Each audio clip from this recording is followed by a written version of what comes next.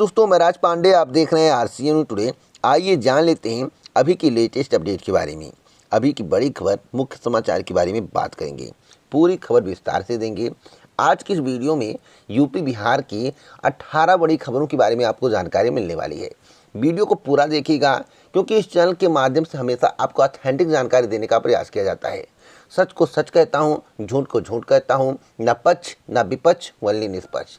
यह स्पेशल कोई भर्ती परीक्षा चैनल नहीं है। इस चैनल के माध्यम से आपको विभिन्न प्रकार की जानकारी दी जाती है, जो आपके लिए अति महत्वपूर्ण होती है। तो वीडियो को बिना स्किप किए देखते रहिए। वीडियो को लाइक शेयर जरूर करिए। इसी प्रकार की ऑथेंटिक जानकारी के लिए अभी चैनल को सब्सक्राइब कर लें, बेल आइकन दबा दें, ऑल पर सेलेक्ट कर दें, जिससे हमारे वीडियो का नोटिफिकेशन आप तक सबसे पहले पहुंच जाए, वीडियो को आप सबसे पहले देख पाए। कहा जा रहा है कि उत्तर प्रदेश में शिक्षकों के पद खाली नहीं है, जिसके लिए सरकार के द्वारा एक समिति गठित की गई है। समिति रिपोर्ट भी आ गई है, लेकिन वास्तव में शिक्षकों के कितने पद खाली हैं उत्तर प्रदेश और बिहार में, इसका डाटा मैं आपको देने जा रहा हूं। मैं आपको बताना चाहता हूं, विभिन्न समाचार पत्र में कई बार आपको बताया गया है कि लाखों पद खाली हैं, तो आखिरकार उत्तर प्रदेश सरकार ने समिति गठित क्यों की? इसका मतलब है कि वर्तमान सरकार की मंशा नहीं है कि नई प्राथमिक शिक्षक भर्ती का विज्ञापन पुनः जारी किया जाए। इस चैनल के माध्यम से बहुत पहले ही आपको बताया गया था कि जब जब समिति गठित हुई है, तब तब भर्ती विज्ञापन में विलंब हुआ है और पदों की संख्या घटी है। जैसा कि आपको मालूम होगा, 51,112 का हलफनामा जो सुप्रीम कोर्ट में सरकार ने दिया था, उस पर भर्ती ना करके 68,500 शिक्षक भर्ती में जो रिक्त पद हैं उस पर भर्ती करने का ऐलान किया गया, जिसमें शिक्षा मित्रों को वेटेज मिलेगा। लेकिन शिक्षा मित्र भी संघर्ष करने लगे, आंगनबाड़ी कार्यकर्ता भी संघर्ष कर रहे हैं। आखिरकार उत्तर प्रदेश में संघर्षों का दौर क्यों जारी है? पूरी खबर को जानने के लिए वीडियो को पूरा देखिएगा। उत्तर प्रदेश और बिहार की स्पेशल खबरें इस वीडियो के माध्यम से आपको मिलने वाली हैं। जैसा कि आप अपनी स्क्रीन पर देख रहे हैं, यहाँ पर साफ साफ लिखा हुआ है, यूपी बिहार में शिक्षकों के 4 लाख पद खाली। जब 4 लाख पद खाली हैं, तो सरकार के द्वारा समिति गठित क्यों की गई? हम मानते हैं, एक मोटा आंकड़ा निकालते हैं तो यह पता चलता है कि उत्तर प्रदेश में केवल 1.5 लाख से अधिक शिक्षकों के पद खाली हैं। जब 1.5 लाख से अधिक शिक्षकों के पद खाली हैं, तो सरकार के द्वारा केवल 17,000 पदों पर भर्ती का विज्ञापन क्यों जारी किया गया? यहाँ पर साफ साफ लिखा हुआ है कि केरल, तमिलनाडु, गुजरात, कर्नाटक, महाराष्ट्र से भी बदतर स्थिति उत्तर प्रदेश और बिहार की है। हिंदी भाषी राज्यों के 8वीं तक के सरकारी स्कूलों में शिक्षकों के 6.25 लाख स्वीकृत पद खाली पड़े हैं। इसमें 2/3 खाली पद केवल 2 राज्यों में हैं, जो कि यूपी और बिहार है। यूपी बिहार में इतने पद खाली हैं, अगर इन पदों को भर दिया जाए तो शिक्षकों की कमी पूरी होने के साथ साथ युवाओं को रोजगार मिलेगा, सरकारी नौकरी मिलेगी। लेकिन वर्तमान सरकार इस पर मौन बैठी है। वर्तमान सरकार ने भर्ती को फंसाने के लिए समिति गठित कर दी। समिति गठित करने का मतलब है कि भर्ती विज्ञापन में विलंब होना, भर्ती को नहीं करना।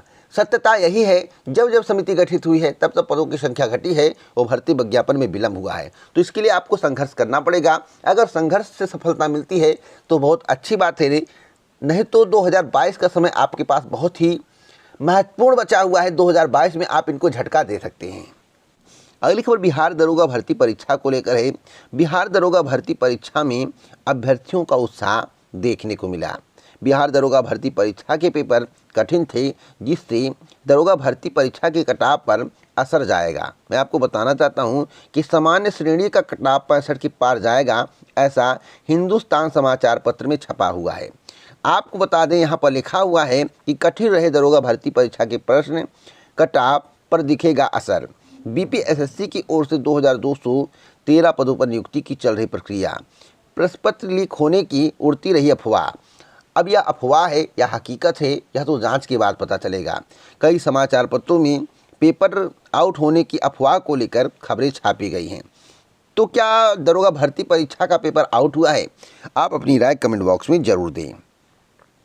यहाँ पर बताया गया है कि 1 जनवरी से चप्पल, जूते और कपड़ा खरीदना हो जाएगा महंगा। वर्तमान सरकार में लगातार महंगाई बढ़ती चली जा रही है। पहले तेल के दाम बढ़े, उसके बाद खाद्य पदार्थ के दाम बढ़े, डिवाइस के दाम बढ़े, इलेक्ट्रिक वस्तुओं के दाम बढ़े। जितनी भी वस्तुएं हैं, चाहे खाने की हो चाहे पहनने की हों, सभी के दाम लगातार बढ़ रहे हैं। यहाँ पर देखिए लिखा हुआ है 1 जनवरी 2022 से जीएसटी में कई बड़े बदलाव होने जा रहे हैं। इन बदलावों में ई कॉमर्स ऑपरेटरों पर पैसेंजर ट्रांसपोर्ट या रेस्तरां सर्विसेज के माध्यम से प्रदान की जाने वाली सेवाओं पर टैक्स का भुगतान करने का दायित्व शामिल है। साथ ही फुटवियर और टेक्सटाइल सेक्टर में इन्वर्टेड ड्यूटी स्ट्रक्चर में सुधार भी इस दिन से लागू हो जाएंगे। तो नए साल में आपको महंगाई का तोहफा मिलने वाला है। सरकार आपको महंगाई का तोहफा देने जा रही है। अगली अपडेट है क्लैट को लेकर। यहाँ पर बताया गया कि क्लैट का शेड्यूल जारी, 8 मई को होगी परीक्षा। इसके संबंध में पूरी जानकारी आज के समाचार पत्र में दिया गया है। अगली अपडेट है बिहार को लेकर। बिहार में कल से बारिश के आसार, अब तक की सबसे बड़ी खबर है। आज से ही बिहार में बादल छाए रहेंगे, ठंडक बढ़ सकती है। अगली अपडेट है कि जनवरी में 16 दिन बैंकों में नहीं होगा कामकाज। नया साल शुरू होने में अब कुछ ही दिन बचे हैं। साल के पहले महीने में यानी जनवरी में बैंकों में 16 दिन कामकाज नहीं होगा। देश में कई वजहों से अलग अलग जगहों पर 9 दिन बैंकों में कामकाज नहीं होगा। इसके अलावा 5 रविवार भी शामिल हैं। अगली अपडेट है कि 559 केंद्रों पर हुई दरोगा बहाली की परीक्षा, 6 लाख परीक्षार्थी हुए शामिल। दरोगा बहाली में पूछे गए प्रश्न अब तक हुई परीक्षाओं से ज़्यादा कठिन थे। तो कट-ऑफ में अंतर देखने को मिलेगा। कट-ऑफ हाई नहीं जाएगा, कट-ऑफ कम जाने की संभावना है। 65 पार जो हैं उनके सिलेक्शन होने के चांस अधिक हैं। अगली अपडेट है स्मार्टफोन और टैबलेट को लेकर। आज के समाचार पत्र में बताया गया है कि मुख्यमंत्री योगी आदित्यनाथ ने प्रदेश के 1 करोड़ युवाओं को मुफ्त स्मार्टफोन और टैबलेट देने की शुरुआत की है। सीएम बोले युवाओं से खिलवाड़ किया तो जेल। तो मैं आपको बताना चाहता हूं, जो शुरुआत की गई है वह चुनाव से ठीक 50 दिन पहले, और 50 दिन पहले जब शुरुआत की गई है तो कितना टैबलेट और स्मार्टफोन बांटा जाएगा सभी को मालूम है।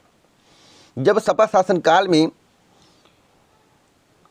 आपको लैपटॉप मिला था तो 3-4 साल लगातार लैपटॉप को बांटा गया था, तब भी सभी अभ्यर्थियों को नहीं मिल पाया था, कुछ भाग्य थे। अब मिल रहा है, मतलब कि सरकार नहीं है तब भी उस लैपटॉप को बांटा जा रहा है। तो वर्तमान सरकार 40 दिन में कैसे लैपटॉप और टैबलेट बांट पाएगी, सबसे अहम सवाल है। और वर्तमान सरकार ने कहा था कि सपा सरकार लैपटॉप बांट रही है, लेकिन मैं आपको बताना चाहता हूं कि वर्तमान सरकार वही काम कर रही है जो सपा शासनकाल में हुआ था।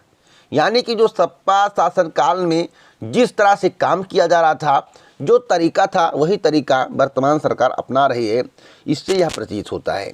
तो क्या आपको लगता है कि सभी को स्मार्टफोन और टैबलेट मिल पाएगा? आप अपनी राय कमेंट बॉक्स में ज़रूर दें। अगली अपडेट है कि दिल्ली में कोरोना की तेज़ रफ्तार, आज से रात्रि कर्फ्यू। तो रात 11 बजे से सुबह 5 बजे तक आवाजाही पर रोक, मामले बढ़े तो पाबंदियां कड़ी होंगी। अगली खबर है कि सजगता से 2022 में करे प्रवेश ताकि ओमिक्रॉन से जंग में मिले देश को जीत। मैं आपको बताना चाहता हूं, देश के प्रधानमंत्री जी का अपील है। पीएम मोदी ने मन की बात में कोरोना के नए स्वरूप को लेकर नागरिकों को चेताया। मेरा देश के प्रधानमंत्री जी से एक सवाल है और उत्तर प्रदेश के मुख्यमंत्री जी से एक सवाल है और अन्य पार्टियों से एक सवाल है। वैसे देश के प्रधानमंत्री से सवाल करूँगा क्योंकि वर्तमान में देश के प्रधानमंत्री नरेंद्र मोदी जी हैं, उनकी सत्ता, वही शासक, वही सब कुछ है। मैं आपको बताना चाहता हूं कि देश के प्रधानमंत्री जी ने जितनी रैलियां की हैं, कितनी रैलियों में इन्होंने मास्क का उपयोग किया है। दूसरी बात, रात में कोरोना कर्फ्यू लगाने से क्या कोरोना कम हो जाएगा? दिन में आप बड़ी बड़ी रैलियां करते हैं, लाखों की भीड़ जुटाते हैं, चाहे विपक्षी पार्टी हो या सत्ताधारी पार्टी हो, आपको सभी रैलियों पर रोक लगानी चाहिए। दूसरी बात, चुनाव आयोग को सोचना चाहिए, दिन में रैलियां करने से कोरोना नहीं फैलता है, रात में रैलियां करने से कोरोना फैलता है। चुनाव को आगे टालने की बात की जा रही है क्योंकि बीजेपी को हार का डर है। सत्यता यही है, बीजेपी हार रही है। उत्तर प्रदेश, उत्तराखंड और पंजाब में बीजेपी की स्थिति बहुत अच्छी नहीं है। दिन में रैली, रात में सतर्कता, इससे कोरोना की महामारी कैसे कम होगी? और जब जब चुनाव आता है तो कोरोना की महामारी फैलने लगती है। दूसरा सवाल देश के प्रधानमंत्री जी से, आप मन की बात करते हो, सभी की बात करते हो, कभी रोजगार, सरकारी नौकरी पर नहीं बोलते हो। मैं आपको बता दूं, अगर कोरोना महामारी के कारण यानी कि ओमिक्रॉन के कारण चुनाव को टाला जाता है तो क्या भर्ती परीक्षाएं प्रभावित नहीं होंगी? क्या स्कूल कॉलेज बंद नहीं करने पड़ेंगे?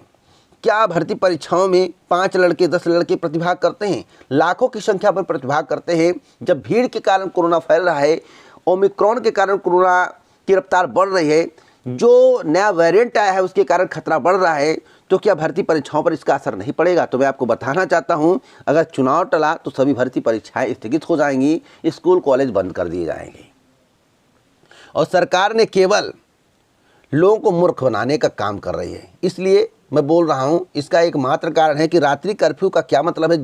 जब दिन में कर्फ्यू नहीं लगाया जाएगा, दिन में सतर्कता नहीं बरती जाएगी, दिन में रैलियां की जाएंगी, चुनाव प्रचार किया जाएगा, लाखों की संख्या में भीड़ जुटाया जाएगा, वही सरकार करे कि ओमिक्रॉन से बचे, तीसरी डोज लगाएं।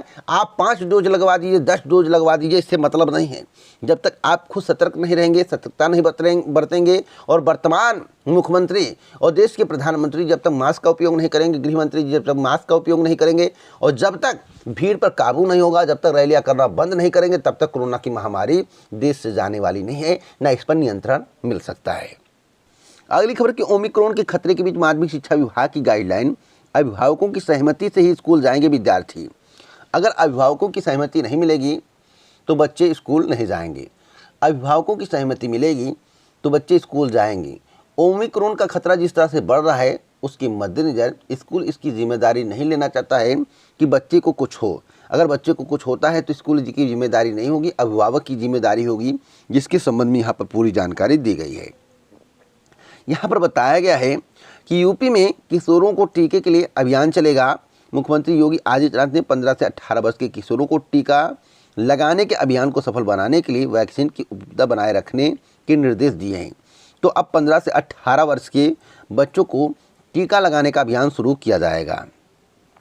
ओमिक्रॉन जो है 19 राज्यों तक फैल चुका है, जैसा कि आज के समाचार पत्र में बताया गया है। अगली अपडेट है कि शिक्षा मित्रों आंगनबाड़ी को स्थायी करने की मांग। आपको बता दें, आईपीएफ का 7वां वेतन दिन रविवार को भी घाघरा बाजार में धरना जारी रहा। सभा में वक्ताओं ने कहा कि स्वास्थ्य शिक्षा विभाग से जुड़े आशा बहु आंगनबाड़ी, पंचायत मित्र और शिक्षा मित्रों को स्थायित किया जाए, महंगाई के सापेक्ष उन्हें वेतन दिया जाए। आईपीएफ के नेता इंद्रदेव खरवार ने कहा कि आज़ादी की लड़ाई में स्वतंत्रता संग्राम सेनानी शनिश्चर राम खरवार लगातार लड़ाई लड़ते हुए 1941 में 3 माह के लिए जेल गए, 15 रुपये का कोर्ट में जुर्माना देकर रिहा हुए और फिर गांव-गांव जाकर किसानों और मजदूरों को संगठित कर बड़ी लड़ाई लड़ी। मैं आपको बताना चाहता हूं, आप कितना भी धरना प्रदर्शन कर लो, आपको वर्तमान सरकार परमानेंट नहीं करेगी। 101% गारंटी के साथ मैं कहता हूं, जो सच्चाई है बोल दे रहा हूं। अगली अपडेट है कि रोजगार के मुद्दे पर जुड़ी भीड़, फूले अधिकारियों के हाथ पांव। पुलिस ने बीच में ही बंद कराई बैठक, वालसान चौराहे पर छात्रों से हुई बहस। मैं आपको बताना चाहता हूं कि चुनाव लगातार होने हैं और चुनाव के मद्देनजर सरकार के हाथ पांव फूल रहे हैं। सरकार चाह रही कोई धरना प्रदर्शन ना हो, कोई बैठक ना हो, जिससे चुनाव पर इफेक्ट पड़े। मैं आपको बताना चाहता हूं कि रोजगार के मुद्दे पर सरकार घिरती हुई नजर आ रही है। रोजगार के मुद्दे पर जुटी भीड़, फूले अधिकारियों के हाथ पांव, इसलिए क्योंकि सरकार का निर्देश है कि उत्तर प्रदेश में बड़ी संख्या में कहीं बेरोजगार एकत्रित नहीं होने चाहिए, कोई धरना प्रदर्शन नहीं होना चाहिए। धरना प्रदर्शन के लिए एक स्थान निर्धारित कर दिया गया है, इको गार्डन, और चुनाव से 10-15 दिन पहले वहां पर भी रोक लगाने का प्रयास किया जाएगा, जिससे सरकार की छवि धूमिल ना हो। वैसे सरकार की छवि कितनी अच्छी है रोजगार के मामले में, युवाओं के मामले में, आप लोग भली भांति जानते होंगे। मैं आपको बताना चाहता हूं कि लेखपाल भर्ती की मांग, नई प्राइमरी शिक्षक भर्ती की मांग, इत्यादि भर्तियों की मांग की जा रही है, लेकिन सरकार टस से मस नहीं हो रही है। मैं आपको बताना चाहता हूं, इसका असर 2022 के विधानसभा चुनाव में सरकार को देखने को मिलेगा। अगर कोई कहता है कि कुछ भी इफेक्ट नहीं होगा, आप पुनः सत्ता में आ रहे हैं, तो कोई इस पृथ्वी पे आने के बाद या सत्ता में आने के बाद, ये पृथ्वी पे आए हैं तो एक दिन जाना है, सत्ता में आए हैं तो एक दिन जाना है, तो आपके कर्मों के अनुसार आपकी लाइफ बढ़ती है, आपके कामों के अनुसार आप सत्ता में लगातार बरकरार रहते हैं। लेकिन जब आप आम जनता के साथ गलत करते हैं तो आपको सत्ता से आम जनता ही बाहर करती है। तो जैसे को तैसा करना आम जनता जानती है। अगली अपडेट है अंतिम उत्तर कुंजी को लेकर। अंतिम उत्तर कुंजी के लिए आज का दाखिल यूपीपीएससी के अफसरों ने नहीं की सुनवाई तो उच्च न्यायालय में पहुंचे अभ्यर्थी। मैं आपको बताना चाहता हूं कि उत्तर प्रदेश लोक सेवा आयोग ने कई प्रमुख परीक्षाओं के अंतिम चयन परिणाम जारी कर दिए, लेकिन संशोधित एवं अंतिम उत्तर कुंजी जारी नहीं की। अभ्यर्थियों ने अंतिम उत्तर कुंजी जारी किए जाने की मांग को लेकर आयोग में कई बार ज्ञापन सौंपा, लेकिन जब कोई सुनवाई नहीं हुई तो अभ्यर्थियों ने अब न्यायालय का दरवाजा खटखटाया है। इस मामले पर अभ्यर्थियों ने इलाहाबाद हाईकोर्ट में याचिका दाखिल की है। यूपीपीएससी की 29 अगस्त 2014 को हुई बैठक में निर्णय लिया गया था कि प्रारंभिक परीक्षा के प्रश्न पत्रों पर आपत्ति लेते हुए उसका निस्तारण किया जाए और प्रारंभिक परीक्षा परिणाम के साथ ही संशोधित एवं अंतिम उत्तर कुंजी जारी की जाए, लेकिन ऐसा नहीं किया गया। मैं आपको बताना चाहता हूं सुनवाई में क्या होता है यह देखने वाली बात होगी।